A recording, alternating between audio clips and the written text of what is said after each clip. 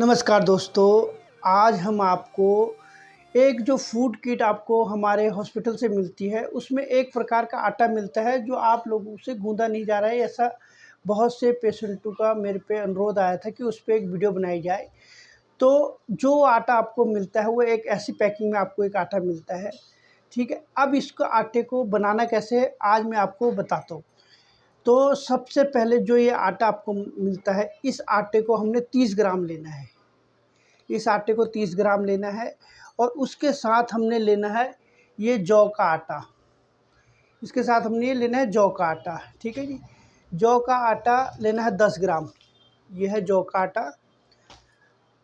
और अब इसको हम पहले आज मैं आपको आटा लगाने की 2 विधियाँ बताने जा रहा हूँ। एक तो जो उस पे आपको मेथड बताया गया उसके हिसाब से, दूसरा अगर आप वो मेथड नहीं पढ़ना जानते तो उसको कैसे बना सकते हो वो दे। उसके लिए हम देख रहे हैं कि यहाँ पे मैंने एक मेजरमेंट रखा हुआ है जिसमें हमने एक ये बाउल रखा हुआ है। तो बाउल का जो हमने वेट को माइनस कर देना है। बाउल के वेट को माइनस कर देंगे, उसके बाद हम इसमें आटा डालेंगे। जो इस पैकेट में आटा है उसको हम 30 ग्राम इसमें डाल देंगे। ये हमने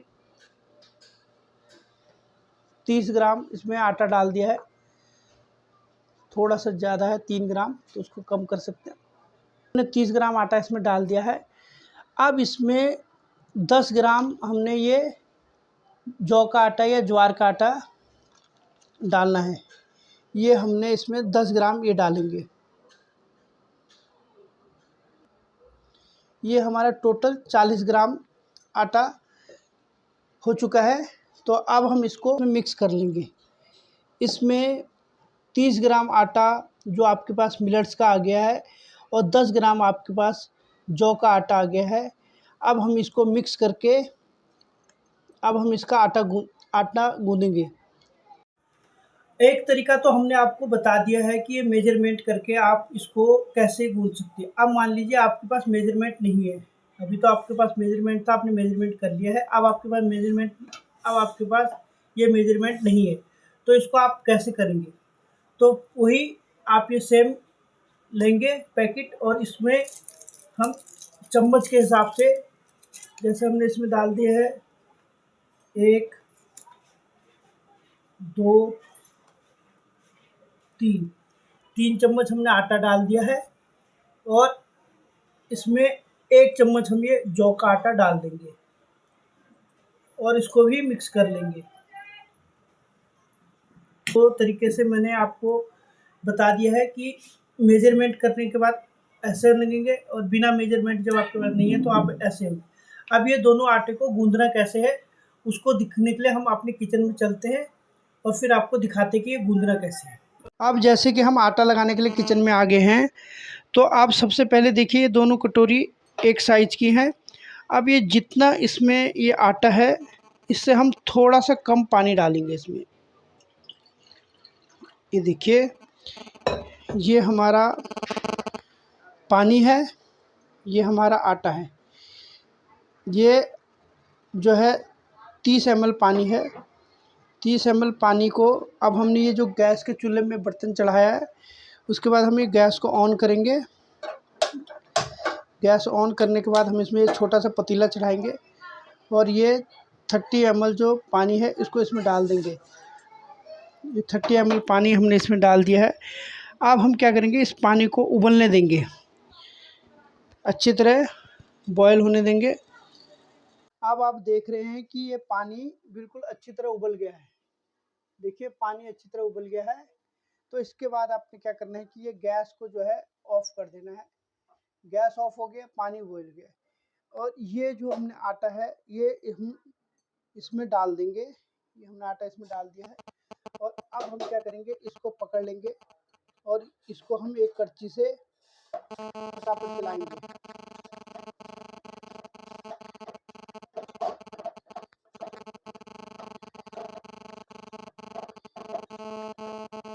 ये देखिए ये हमारा आटा गूंद गया है। ये हमारा आटा गूंद गया।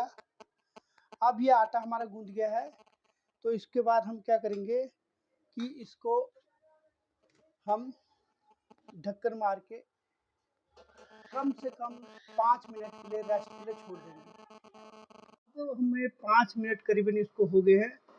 5 मिनट के बाद हम इसको खोल के देखते हैं। ये देखिए, ये हमारा आटा जो है बिल्कुल रेडी है। यहाँ पे आप जो है इस आटे को बर्तन में निकाल लें।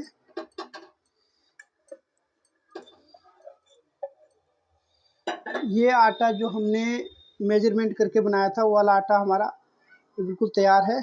अब हम क्या करेंगे, इस जो हमारे हथेलियाँ हैं, हथेलियों में हल्का सा सरसों का तेल ऐसे लगा लेंगे।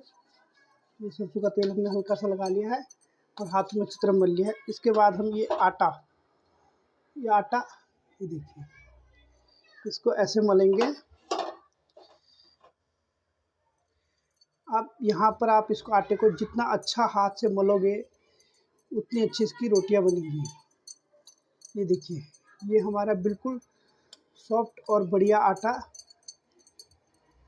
ये आटा तैयार हो गया है। ये तो था जो हमने मेजरमेंट के थ्रू आपको बताया था कि